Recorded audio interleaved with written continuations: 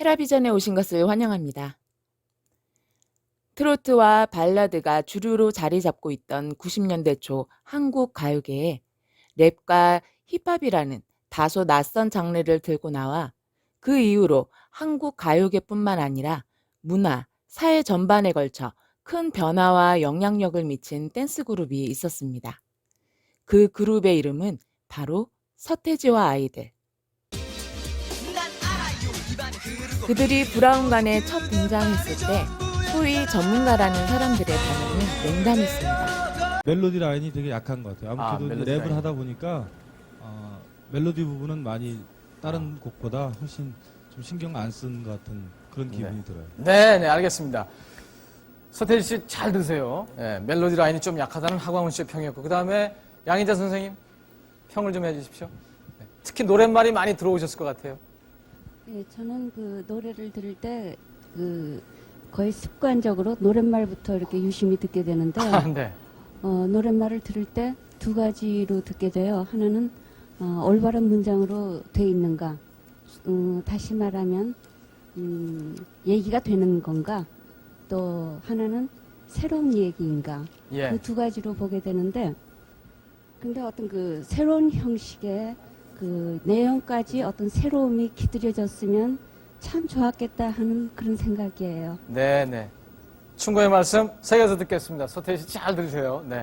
자, 이제 연예평론가 이상벽 씨가 또 아주 그냥 따끔한 충고를 하실 거예요.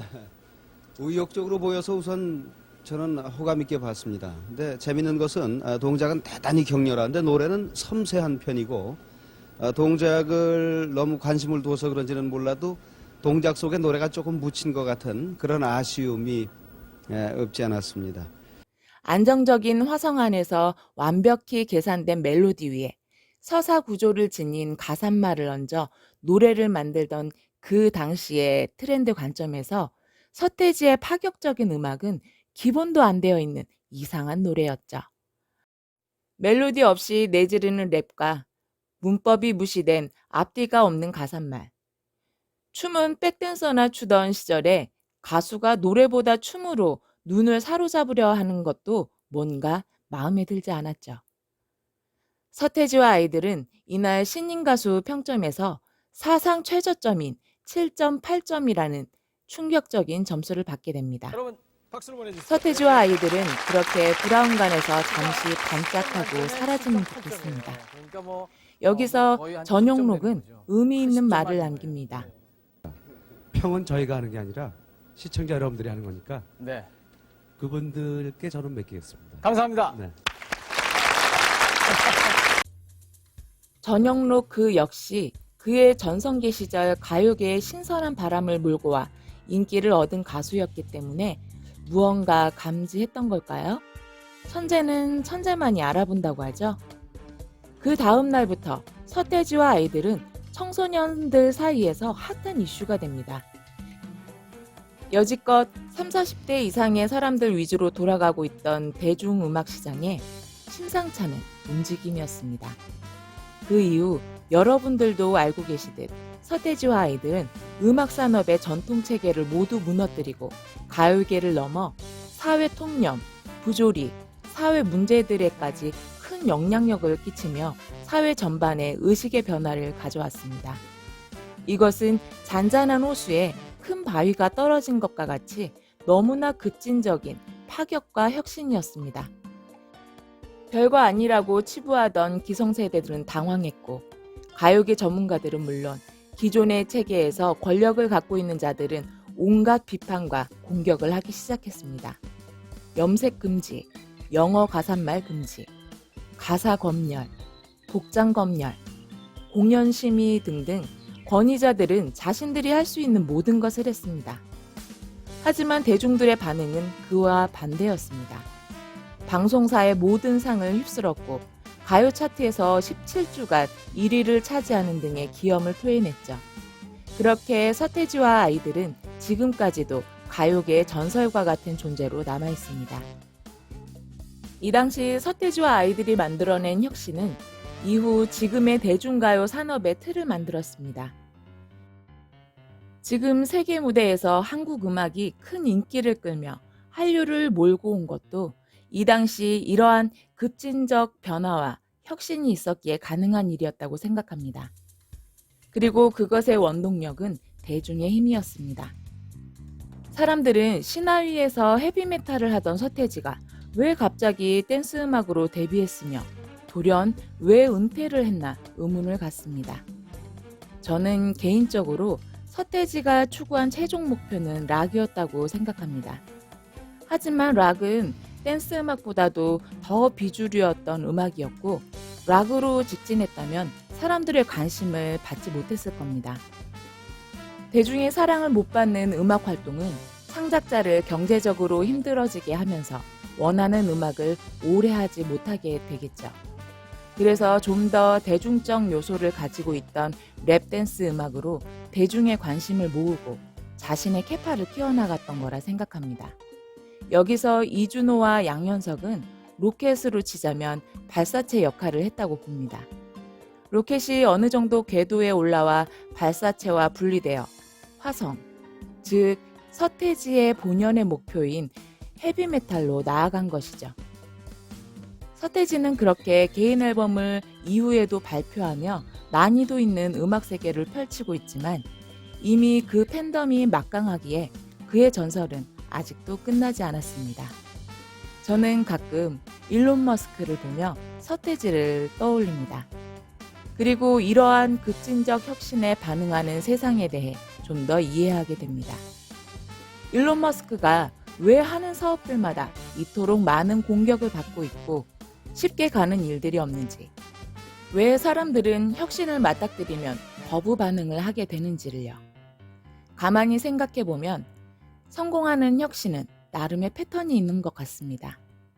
일론 머스크는 매우 꼼꼼하고 계획적인 사람입니다. 지금 그가 이루어내고 있는 일들은 놀랍게도 수년 전에 이미 완벽히 계획된 것들입니다. 로켓의 작은 부품 디자인 하나까지도 말입니다.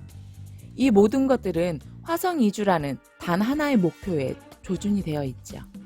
화성 이주를 위한 일론 머스크의 계획들에서 가장 포인트가 되는 사업은 이것들이라고 생각합니다. 화성으로의 이동을 위한 로켓, 어떠한 행성에서도 얻을 수 있는 태양광 에너지, 문명의 발전을 위한 화폐, 생태계를 이어줄 스타링크, 꿈을 현실로 만들 테슬라봇.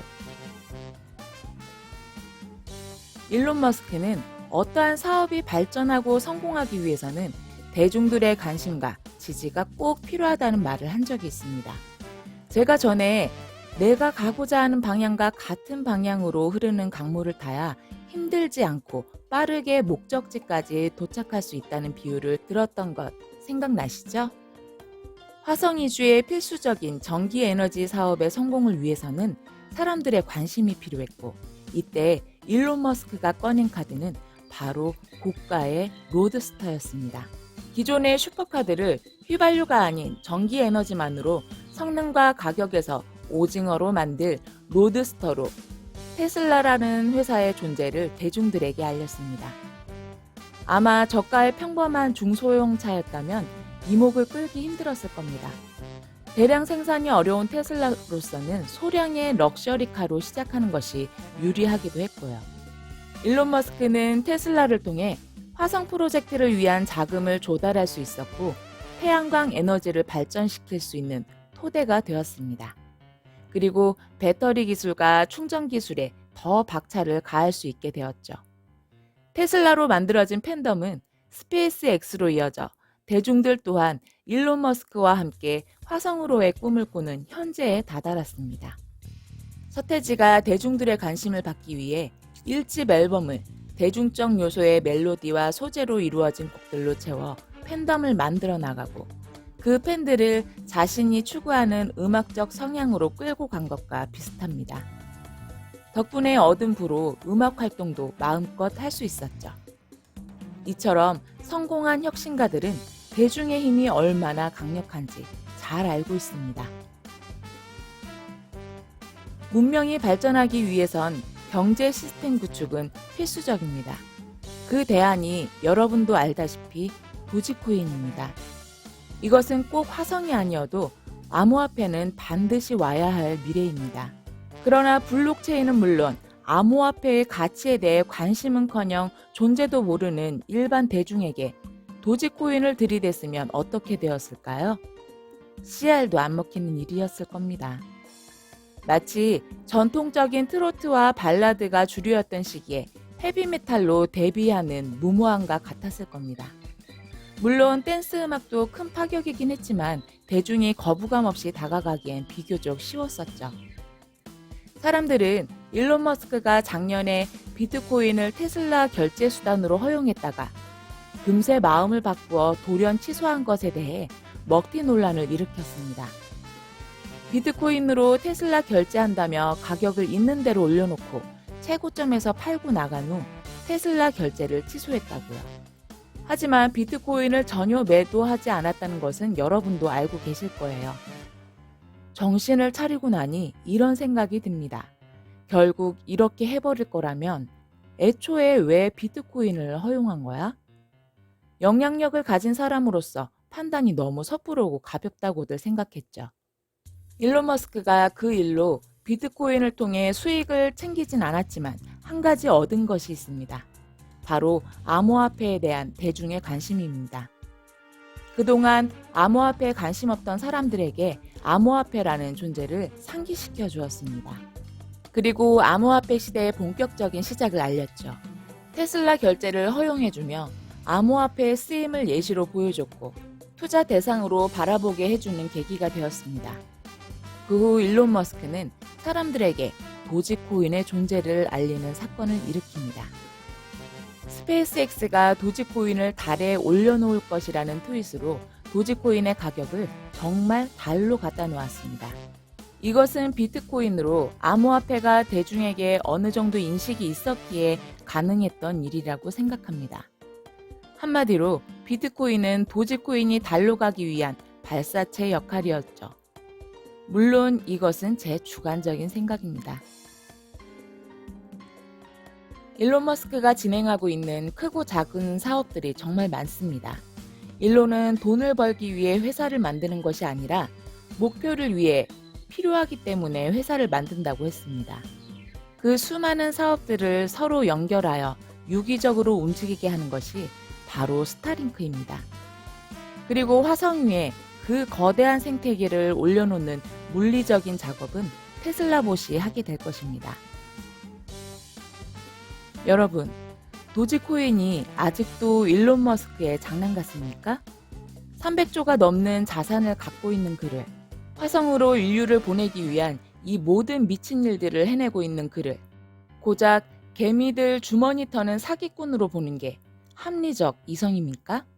코인마켓 차트나 보며 몇 프로 차익을 위해 시간을 쓰고 있는 사람들의 인사이트가 일론 머스크의 계획을 다 꿰뚫어 볼 수 있다고 보십니까? 그들은 자신의 그릇 크기만큼밖에 볼 수 없습니다. 저 또한 그렇습니다. 하지만 저와 그 사람들의 차이는 자신만의 잣대로 서태지와 아이들을 평가했던 전문가들과 새로운 변화를 거부하지 않고 받아들였던 대중들의 차이와 같습니다. 그런데 왜 일론 머스크는 수많은 코인 중에 하필 밈코인을 선택해서 색안경을 끼고 있는 자들에게 비난받고 부정될 수 있는 여지를 둔 걸까요? 그것은 그가 항상 하는 말들에 답이 있습니다. 도지코인은 대중의 코인이다. 밈이 세상을 움직일 것이다. 밈을 지배하면 우주를 지배한다. 그는 왜 이렇게 말하는 걸까요? 그깟 장난 같은 밈을요. 급진적 혁신에 비난과 저항은 어쩌면 당연한 것일지도 모르겠습니다. 사람들이 현재의 안락함을 깨는 변화에 불안을 느끼는 것은 자동 반사적인 현상이죠. 서태지와 아이들이 전문가들의 비난에도 불구하고 대중들의 엄청난 인기를 등에 업고 기성세대들의 권위를 무너뜨려 90년대의 한국 사회를 변화시켰습니다. 일론 머스크 또한 전통 자동차 회사들이 위시한 거대 자본의 힘을 대중들의 열렬한 지지로 이겨내고 새로운 세상으로의 꿈에 가속도를 더하고 있습니다. 이렇듯 대중의 힘은 위대한 것이고 디지털 세상에서의 대중의 힘은 밈으로 소통되고 표현됩니다. 그 밈의 중심에 도지코인이 있습니다. 많은 분들이 밈코인에 대해 오해가 있으신데 민코인이라는 것은 우습게 보일 요소가 아니라 어떤 다른 암호화폐도 가지기 어려운 힘입니다. 대중성이라는 것은 자연 발생적이어서 누가 의도한다고 만들어지지 않습니다. 그만큼 그것을 의도적으로 없애는 것도 불가능합니다. 특히 지불용 화폐는 대중성이 필수 조건입니다. 너무 어렵고 사람들이 잘 모르는 암호화폐를 누가 억지로 쓰라고 한다고 해서 통화가 되지 않습니다. 사람들이 쓰기 간편하고 쉽고 단순해야 합니다. 하지만 높은 기술력이 요구되지 않는 단순한 민코인은 누구나 만들 수 있습니다. 그런데 왜 우리는 도지코인의 비전을 보고 있습니까? 일론 머스크의 계획 안에 들어가 있기 때문입니다. 도지코인이 일론 머스크의 트윗으로 좌지우지되기 때문에 나쁘다고요? 일론 머스크의 트윗이 도지코인의 가치를 쥐락펴락하는 것은 당연합니다. 그의 사업에 쓰일 코인이니까요. 마치 샌드박스가 게임 운영이나 유저들의 활동에 좌지우지되거나 보라코인이 카카오게임즈에 좌지우지되는 현상들과 똑같은 겁니다. 코인은 여러 호재에 움직이는 것이고 도지코인의 호재 주체가 일론 머스크의 사업들이니 당연한 것 아니겠습니까? 이런 당연한 사실을 마치 잘못된 것 마냥 호도하며 기술력 없는 단순 민코인이라서 안 된다는 말은 그림자 놀이로 사람들을 속이는 권위자들의 눈속임입니다. 여러분은 동굴의 비유라는 이야기를 알고 계십니까? 고대 그리스의 철학자 플라톤이 쓴 국가라는 책에 나오는 이야기입니다. 캄캄한 동굴 속에 쇠사슬에 팔과 다리, 머리가 고정되어 묶여있는 죄수들이 있습니다. 동굴 안의 빛이라고는 작은 모닥불 뿐입니다. 죄수들은 평생 벽만 쳐다보며 살아갑니다. 그들의 뒤에 그들을 관리하는 간수들이 보입니다. 그 간수들은 작은 모닥불을 이용해 동굴 벽면에 갖가지 그림자들을 만들어 보여줍니다. 죄수들은 평생 그 그림자들을 보며 두려움과 불안에 떨며 지냅니다. 때로는 괴물처럼, 때로는 알 수 없는 동물 같은 것들이 보입니다. 그것들이 진짜라고 믿었습니다. 평생 그림자만 봐오며 살아왔기 때문이죠. 심지어 어떤 죄수는 자신이 그림자를 더 정확히 볼 수 있다고 하거나 저 그림자는 분명 토끼라며 잘난 체를 했지요. 그러던 어느 날 이러한 것들의 의문을 품은 한 죄수가 쇠사슬을 끊고 동굴 밖으로 나가게 됩니다. 어두컴컴하고 가끔씩 부딪히는 무언가에 겁이 나지만 용기를 내어 밝은 빛이 새어 들어오는 곳으로 나아갑니다. 동굴에서 그림자로 보았던 괴물들이 가득한 세상을 보기 두려웠지만 나가보기로 합니다. 순간 눈부신 햇빛에 잠시 아무것도 보이지 않았지만 이내 놀라운 광경이 펼쳐집니다. 세상은 온갖 무섭고 두려운 것들로 가득 차 있을 줄 알았는데 너무나 광활하고 눈부시고 아름다운 것들이 넘쳐나는 곳이었습니다. 하늘 위에 눈부신 태양이 세상의 만물들을 환하게 비추고 있었습니다. 태양 덕분에 만들어진 가짜 그림자가 아닌 자신의 진짜 모습이 비치는 그림자도 볼 수 있었죠. 문득 동굴 안에서 아직도 진짜 세상을 모른 채 동굴벽의 그림자가 진짜라고 믿으며 살고 있는 동료들이 생각난 죄수는 힘들지만 다시 동굴 안으로 되돌아가 동료들에게 자신이 본 놀라운 세상의 광경을 말해주었습니다. 그리고는 자신과 함께 동굴 밖으로 나가자고 제안합니다. 하지만 갑자기 강한 태양빛을 본 탓에 앞을 잘 보지도 못하고 더듬거리고 있는 그를 보며 죄수들은 비난과 조롱을 합니다. 앞도 못 보는 주제에 여기에 있어도 충분히 편한데 왜 나가자고 하지? 뭔가 꿍꿍이가 있군. 사기치려는 게 분명하다고 말합니다. 반면에 앞도 잘 안 보이는데 목숨을 걸고 다시 돌아와 자신들에게 이야기하는 것을 보면 사실일지도 모른다고 진지하게 생각하는 사람들도 있었습니다. 그리고 그의 진심을 믿은 사람들은 그를 따라 눈부신 세상 밖으로 나가 세상의 참모습을 보게 됩니다. 빛이라는 본질은 태양에 있습니다. 작은 모닥불은 태양과 비슷한 가짜불이라고 볼 수 있습니다. 태양은 진리를 상징하고 진리만이 세상의 참모습을 보게 해주죠. 작은 모닥불은 인간들이 만들어낸 궤변이고 거짓입니다. 그것은 사물의 본질을 변형하여 다른 모습을 보여줍니다.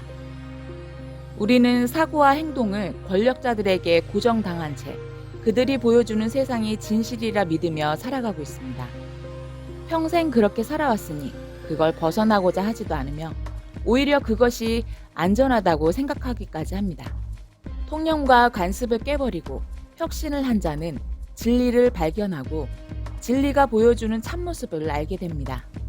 하지만 슬픈 사실은 진리와 참모습을 사람들에게 이야기하면 사람들은 자신의 편안한 상태를 깨려 한다 생각하고 그를 공격하거나 사기꾼이라고 평가합니다. 결국엔 그의 진심을 믿는 소수만이 그를 따라 진실한 삶과 행복을 찾는다는 철학적 이야기입니다.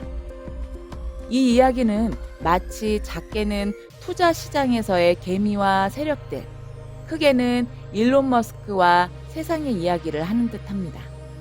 진리는 어디에나 통용되는 것이니까요. 제가 이 이야기를 들려드리는 이유는 사람들이 일론 머스크가 그의 욕심을 채우기 위해 쇼를 하는 것이라고, 거짓이라고, 그가 하고자 하는 일들은 가능하지 않다고 일론 머스크를 비난하는 말들이 그저 그림자 장난일 뿐이라는 말씀을 드리고자 함입니다. 일론 머스크에게 개미 투자자들은 현금 인출기일 뿐이라고요? 그런 말을 하는 당신은 내가 저 그림자를 더 정확히 볼 수 있다. 저건 분명 토끼다. 라고 잘난 체 하는 사람입니다. 그래봤자 당신이 본 것 또한 그림자일 뿐입니다. 저는 그렇게 믿고 이야기하는 사람들이 얼마나 우매한 사고를 하는 사람들인지 말씀드리고자 합니다. 혁신은 무엇입니까? 나의 진리는 어디에 있습니까? 여전히 쇠사슬에 나의 인식을 묶인 채 안락한 현실에 계속 안주하려고는 하지 않았습니까? 일론 머스크는 우리에게 동굴박 세상에 대해 이야기하고 있고 그것이 현실이 될 것이라고 외치고 있습니다.